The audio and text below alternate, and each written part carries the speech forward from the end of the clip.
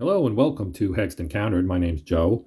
In this video, we will be doing a playthrough of the game B-17 Flying Fortress Leader from Dan Verssen Games, designed by Dean Brown.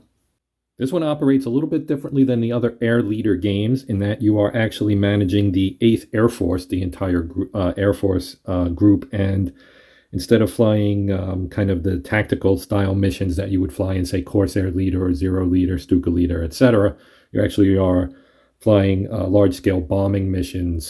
So there are some differences, let's just put it that way. It's more of a strategic level, I guess, or an operational level than the tactical level. So what I've decided to do is to use the play example as the base for the game. So I'm going to walk through the play example really quickly to show the results of the first mission, and then we will move on into the second mission, which I'll do live so that you can kind of get a base feel for how the game plays.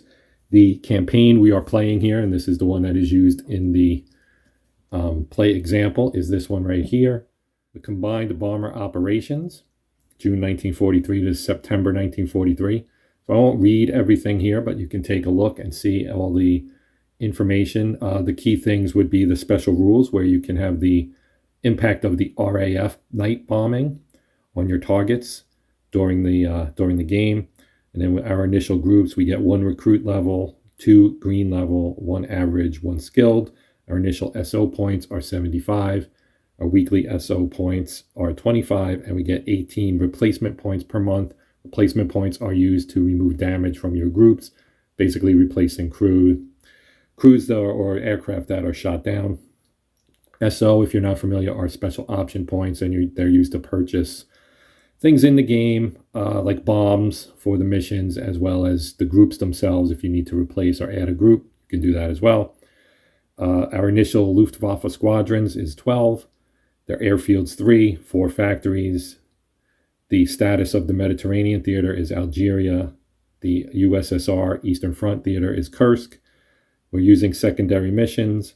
There are available technologies that you can purchase with SO points, and they're listed here. And then our evaluation, we're looking to get, obviously, at least, I would say 42 to get a good result.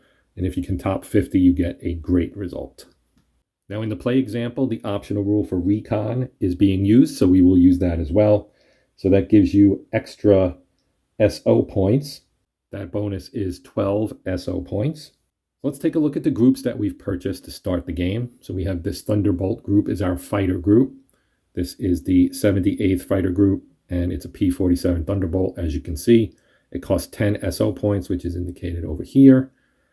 And you can see it's 1943 or later, and the aircraft type, the experience level is green, and then you have the stats here. So at 0 to 5 damage points, status is okay. Speed is slow. If you're familiar with the leader games, you have fast and slow units that kind of determines when units act, and it gets a +3 air-to-air die roll modifier. And then at 6 to 9, it becomes shaken, it's still slow, and its air-to-air is a +2. So it gets less effective. Its range is 4, its durability is 1. The range is important because you do have a hex-based map. Here's your UK base. So 4 would be able to go 2 out, 2 back, so it could essentially go here to 13 hex, 1, 2, 3, 4, basically. So that is our fighter group. Now let's take a look at some of our bomber groups. We'll start with a B-25 group here. The Big Swing, the 321st Bomb Group. It is available from 1943 on, costs 5 SO points. It is green. It's 0 to 6 okay with a +2 air-to-air and a -1 air-to-ground. At 7 to 9, shaken, still slow. There's no air-to-air die roll modifier, and you take a -3 on your air-to-ground attacks. As you might guess, higher is better when you're rolling. Formation value, and we'll talk about that when we get into gameplay. That's 6 plus. Range is 4. Durability is 0. And tonnage, that's how many bombs it can carry, is also 4. We also have a B-26 group, the 322nd Bomb Group. This is Flak Bait, which is just one of the representative aircraft from that group. So this is also a 1943 and on. SO cost is 5. It is recruit level. And 4 is the promote number. I don't think I mentioned that. That's the number you need to promote your experience to the next level, which would become green. There are 3 cards for each group to cover all 6 levels of experience. And this one's 0 to 4, okay, slow, no air-to-air modifier, and a -1 air-to-ground. 5 to 8 is shaken, with a -3 air-to-ground. 6+ formation, range 4, durability 1, tonnage 4. And to keep things going with our non-B-17s, and trust me, we do have some of those. This is the 389th Bomb Group. This is a B-24D Liberator, 1943 or later. It costs 16 SO, and you'll see why at the bottom there. But it is a 0 to 5 OK, +1 air-to-air, -2 air-to-ground. 6 to 8 would be shaken. Greater than shaken means that it's been destroyed. So you might wonder what happens if you get to a destroy level of 9. That means destroyed. +0 A at that level, and a -3 air-to-ground. You can see formation 8+, range 8, so long range. 0 durability, and tonnage 8. So this one can carry a bunch of ordnance. And we have our first of 2 B-17 groups. This is Memphis Belle, 91st Bomb Group. B-17F, 1943 or later, 12 SO points to purchase. It's green with a 5 to promote. 0 to 6 will be okay with a +1 air-to-air, -1 air-to-ground. 7 to 9 is shaken. +0 air-to-air, -2 air-to-ground. Formation value 7+, range is 6, durability is 1. So the B-17s can take more damage than the other aircraft we've seen. And its tonnage for carrying bombs is 6. We have our average. This is the 379th Bomb Group, B-17G, 1943 and on, 14 SO points. It has a, this is a pretty good one. It's got a 0 to 5 for OK, +3 air-to-air, +1 air-to-ground. That's pretty solid. 6 to 8 shaken, at least solid for an average, which, well, there's average. So you can see that because it's average, you get a little bit better. Now, we did downgrade one of our aircraft, I believe, as part of the setup. So we don't actually have a skilled one, but we have average here, and you can see it's 6+ formation, 6 range, 1 durability, and 6 tonnage. So because we're using intelligence, we bought a recon unit, and we'll talk about that when we get to that point. But basically, this will determine or help to raise, hopefully, the intelligence level on the targets from low to medium or potentially high, which the higher the intelligence level, the better chance you have of actually destroying the target or at least inflicting heavier damage. So we purchased that. We also purchased 2 leaders who come with abilities. So here we'll look at this one. His name is Raper. His abilities are concentrate fire and an air-to-ground modifier of +2. So he helps bombers, as you might expect. Now, bomber leaders are blue. Fighter leaders are red. We did not purchase any fighter leaders. I may do that down the road, but to start, we only have 2 bomber leaders. One Raper, who's with the 379th. That's the Misbehavin'. And then we have with Hitler's Hearst, the 389, which is a B-24 unit, or B-24 group. We have Alkire, who has no ability, but he does have a -1 for flak defense, which is good. Now we'll take a quick look at our placement of our Luftwaffe squadrons.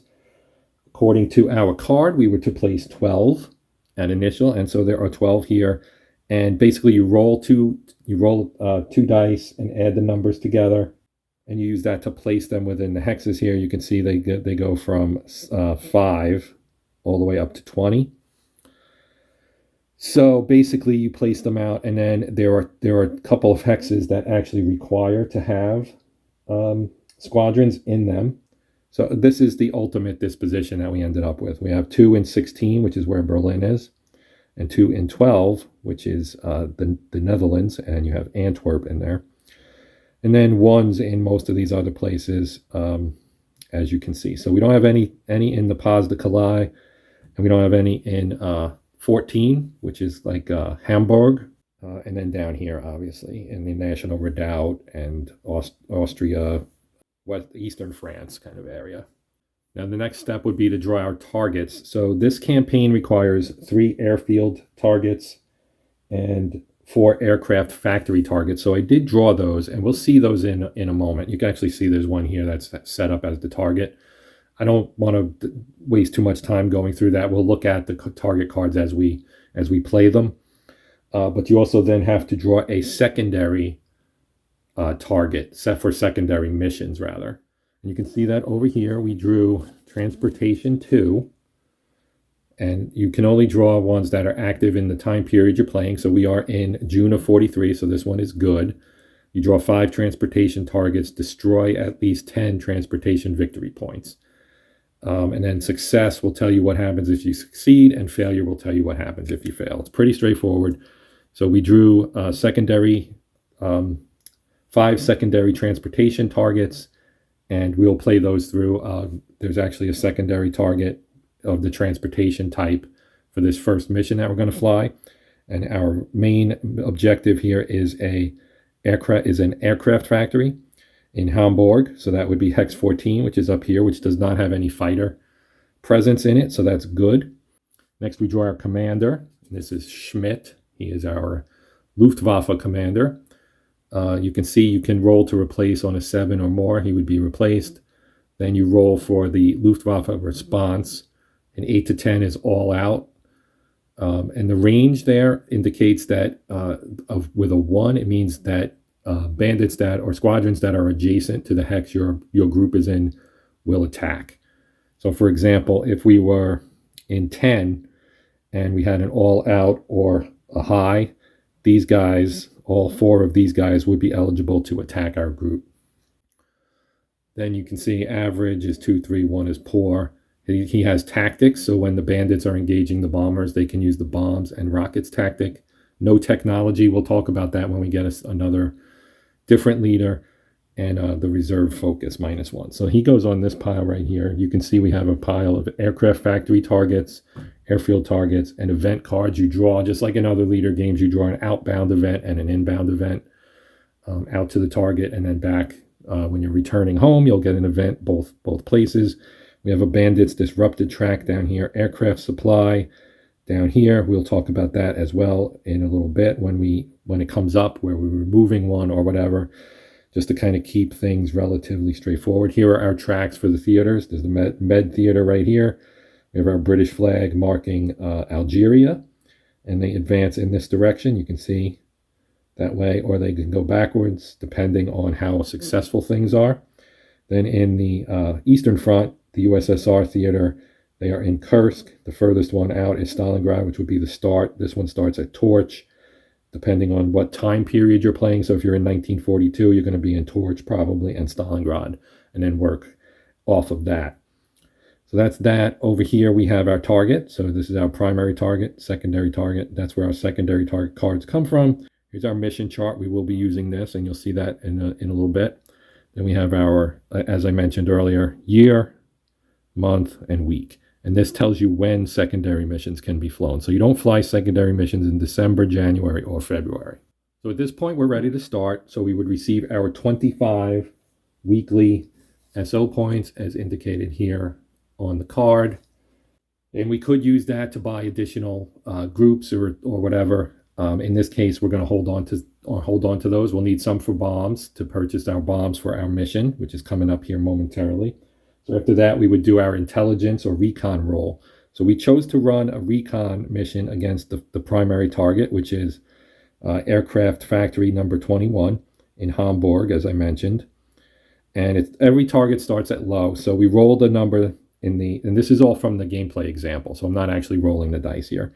We rolled a number that would give us medium intelligence on this target, and then therefore we get a no die roll modifiers on there. So no air to ground modifier and no flak modifier. There are 2 bandits as indicated on the target card. Let me actually show you the target card. So here's the target card. So it tells you the location, the range from your UK base, how many bombers can attack it.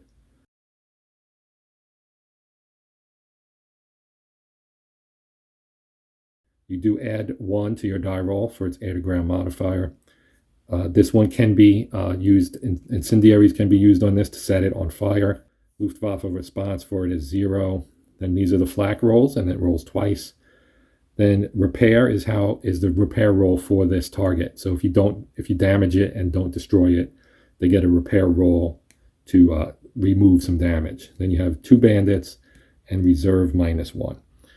So let's put this back, and we have our 2 bandit marker. So even though there's no air no squadrons here. When we get to the target, there will be 2 bandits there. Next step is to select our bombs for the mission. Well, actually, we would select our aircraft first. So we will be using the 379th, which is our B-17G group, the 91st, which is our other B-17 group, the 369th, which is our B-24 group, and the 78th fighter group, so our 1 fighter group to attack the main target, the aircraft factory in Hamburg. And then we will use the B-26 Marauder group, the 322nd, and the B-25 Mitchell group to attack our secondary target, which is a marshalling yard in Namur, Belgium, which is hex 13, so that's right here. And we'll talk about that when we run that particular mission. All right, so since both the 389th and the 379th have leaders, the leader abilities will also go along with those groups when they attack the main target. So next we would purchase our bombs. We'll take a look at one of the bomb counters here so you can see what it looks like. So the blue number up here, the number in the blue box, is the SO cost to purchase it. The green box with the 4 in it is the weight. And then the numbers here with the slashes are the damage levels. And again, if you've played a leader game, you're familiar with this kind of layout. So 3 would be 1 point of damage, 5, 2, 7, 3, and 9, 4 points of damage. So there you have that. Now, also use incendiaries on this one. And so an incendiary bomb is this guy right here. So this is the M50A1, which is free in terms of SO cost. It takes up 2 points of weight. It does have the incendiary flag there, the red box with the eye in it, and you hit on a 7. So it's harder to hit with, but if you do hit it and it's a target that is susceptible to incendiaries, you can set it on fire, which would ultimately likely destroy it. Okay, so we're going to spend 10 SO points. We will buy 3 M34s, 2 for Hitler's Hearse, and 1 for Misbehavin'.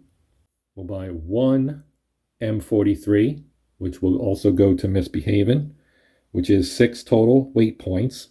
So that fills that bomber up, as do the 2 M34s on Hitler's Hearse, which is the 389th group.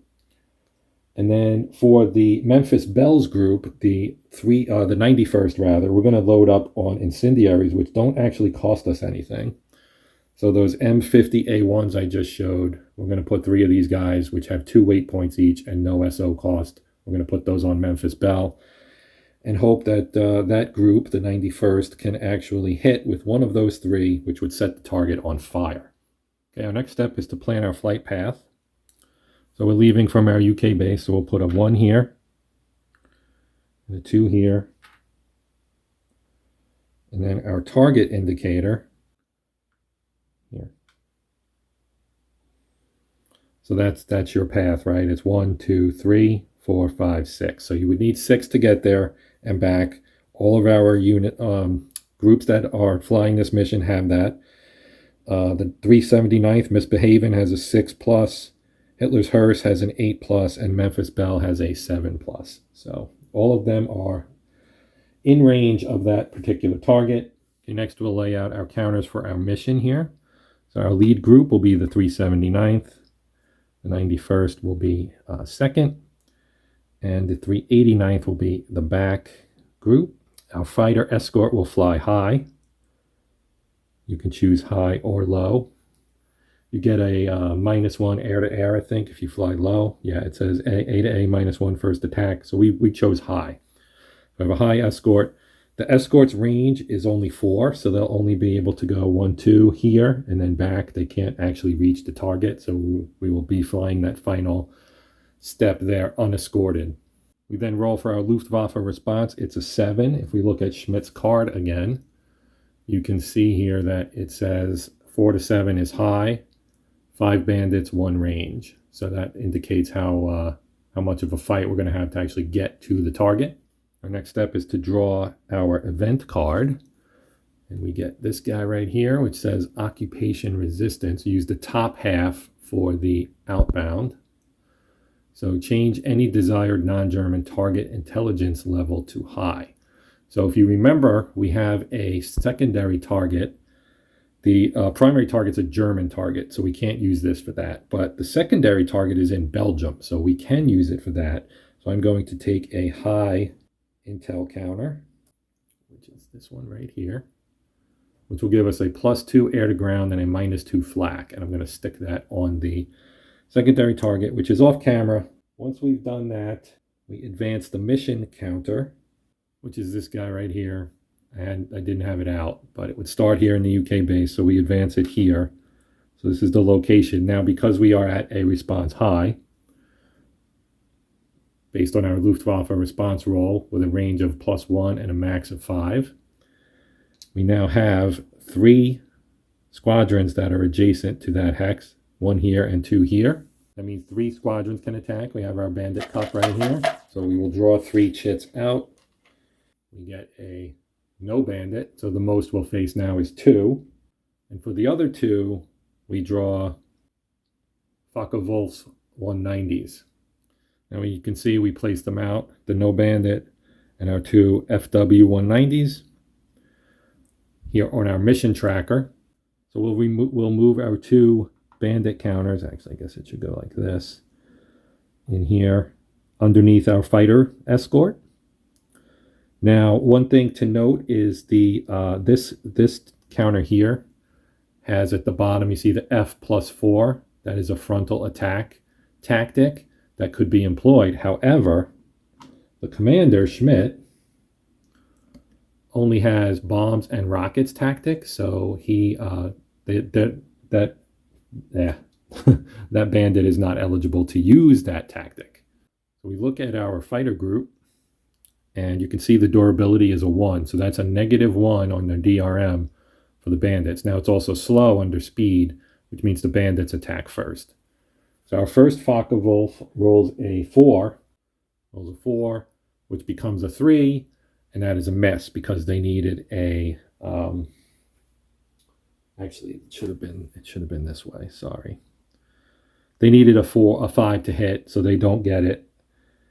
And then the second bandit, this guy right here, he rolls a 9. He rolls a 9. So that is 2 damage. So we take a 2 damage marker. Like so. And we're going to place that on our fighter group. Like that. Now you can see one other thing before I put this back is 0 to 5. So with that would be 2. So he's still okay.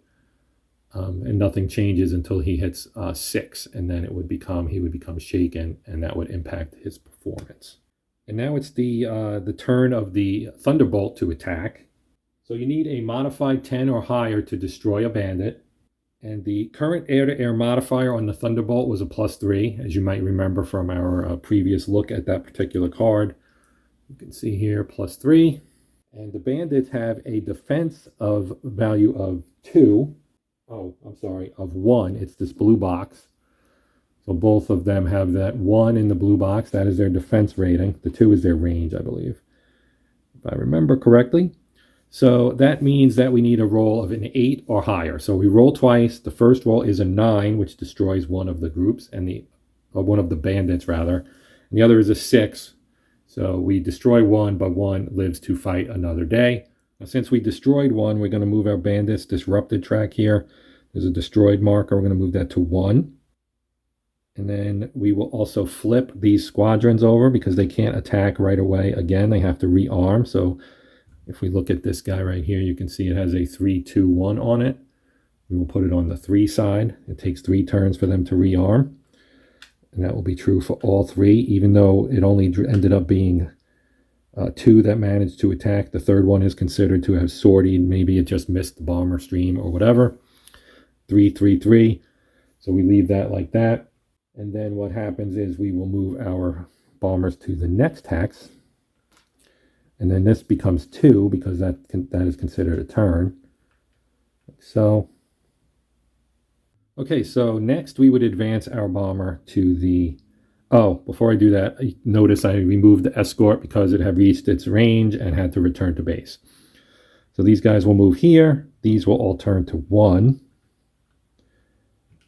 And now we have 3 more that will be responding because they're all 1 hex away. And we do have the high response from the Luftwaffe. So we're going to draw 3 plus 2 for the target because the target indicates 2 bandits there at the bottom. First draw was a BF-109. That will go here. This one does, before I put that down, I should show you. This one has the rocket ability, which Smith actually does have. So we will be able to use rockets for this one. So they go there. Then we draw an ME-410, which goes in the 2 spot. We have 2 straight no bandits next 2 poles, so they would go in here. And then our last pole gives us another BF-109. This one does not have an active tactic, so it just goes to the end and will just be a regular attack. Okay, so now we have to resolve those attacks. We can put the no bandit counters back in the cup. So next is the determination of how you decide which fighters attack which bomber group. So you go to the box to the left of whatever your last group is. So in this case, the 389th. So we'd go to this box. And there are numbers in here. 1 to 4 lead, 5 to 7 second, 8 to 10 third. So this first BF-109 rolls a 5. And that means it attacks the second bomber, which is the 91st. So we also have to put our bandit turn counter out. So we'll put that here just so we can keep track of what turn it is for the bandits. So they get to attack first because the bomb group is slow. And this particular group, the 91st, which is represented by the Memphis Belle, does not have any commander. So they don't get any modifiers aside from their durability rating of 1. So the bandit rolls an attack. And he gets a 10 and a 4. So the bandit rolls 2 dice because it says R2. Roll 2 and needs a D8 for a hit. So it rolls a 10 and a 4, which is 1 hit. So we put a destroyed 1 counter. This guy right here, we put that on our bomber. And since it was attacked by a tactic, it has to roll to see if it stays in formation or is disrupted.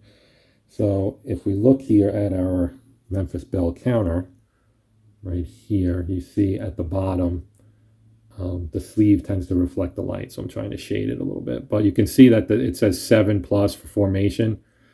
And so we need to roll a 7 or higher for it to remain in formation and not be dispersed. According to the playbook, we roll a 7. So the Memphis Belle's 91st group stays in formation. Now you would move on through the 3 turns of bandit attacks. Since all of the bomber groups are slow, the bandits attack first. The 379th has Commander Alkire. So basically, what we ended up with, based on the rolls, was these 2 attacking the lead bomber, which is the 379th.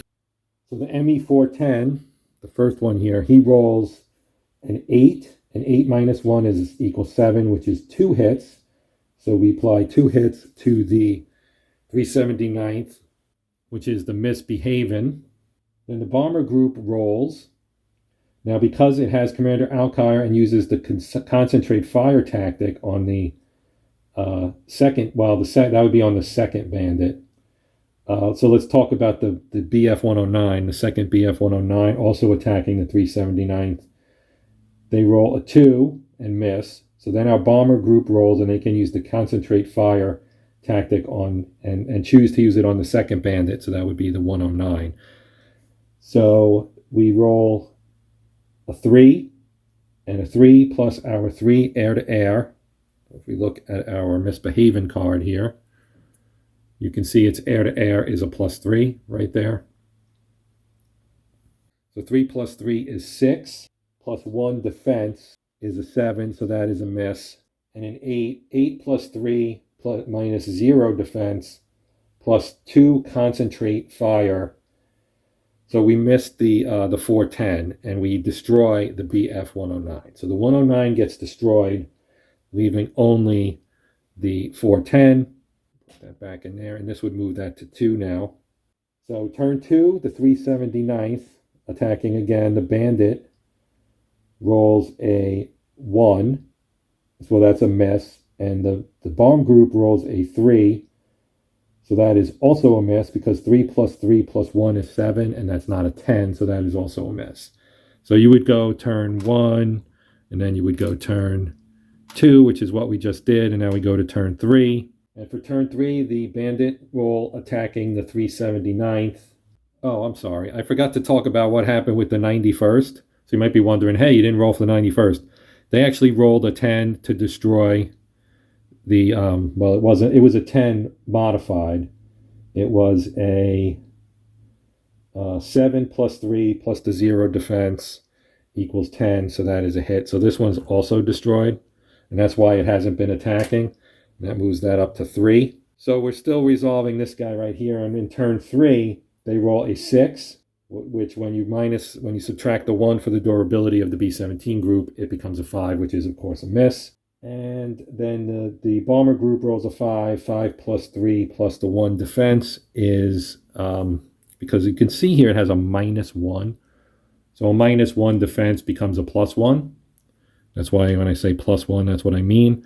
So that's still only a 9. So it's just shy of being a destroyed result, but it is not a destroyed result. So they only ended up with 1 unit that actually survived that.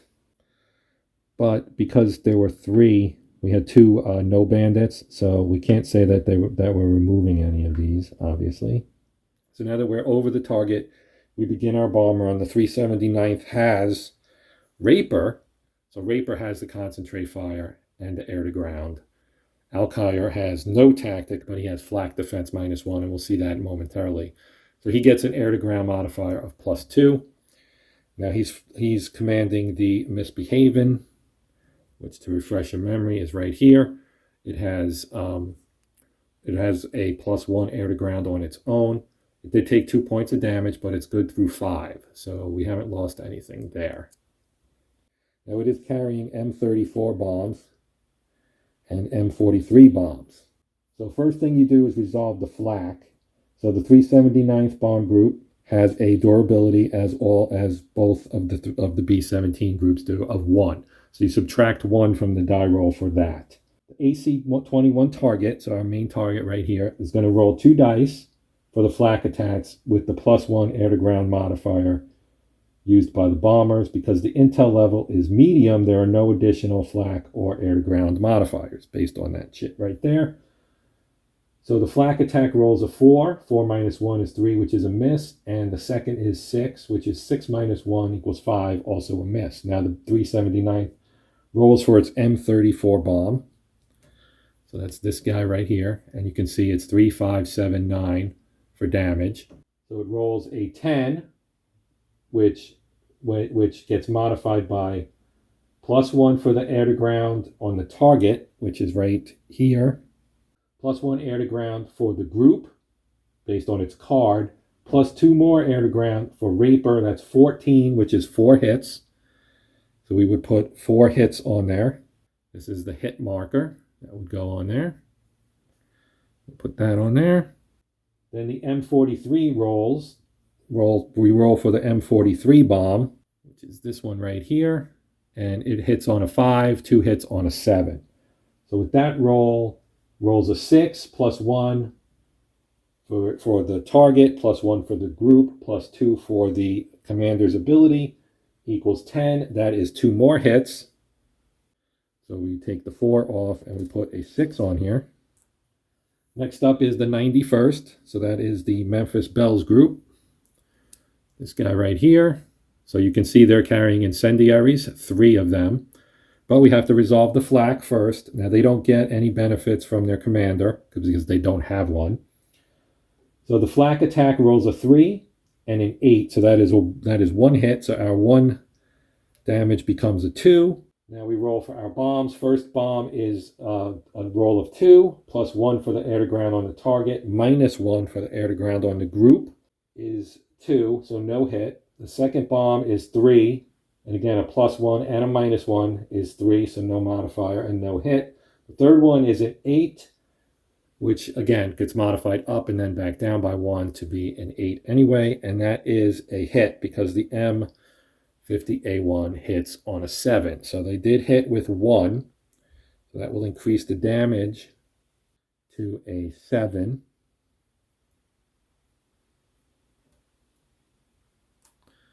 And it also got hit by an incendiary, so we put the incendiary marker on there as well. Finally, we get the 389th. Because of Commander Alkire, the 389th gets a -1 flak defense. So just in case you forgot, this is Alkire. He has a -1 flak defense.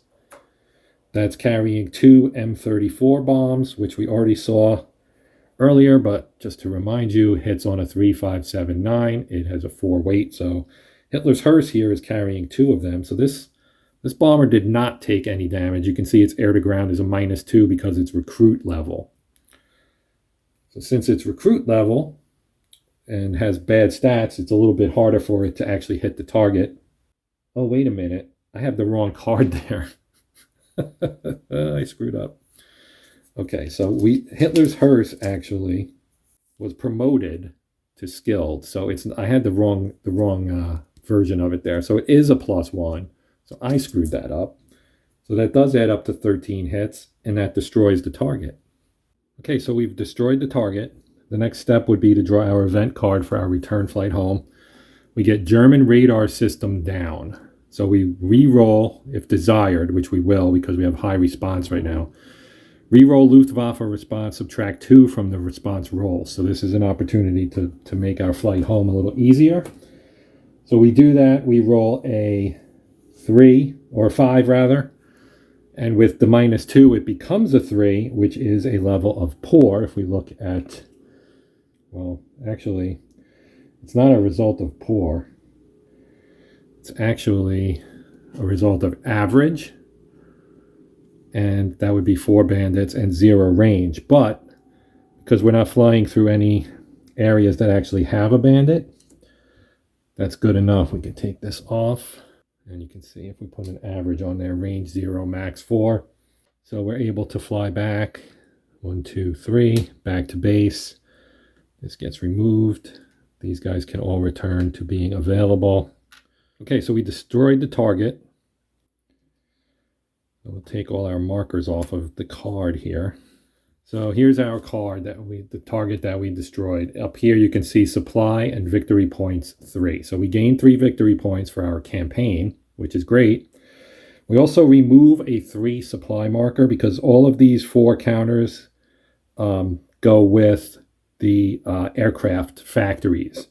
So this one is 3. We have 2 4s and a 2 that are up along the top. They're out of the shot right now, but we're going to remove this guy.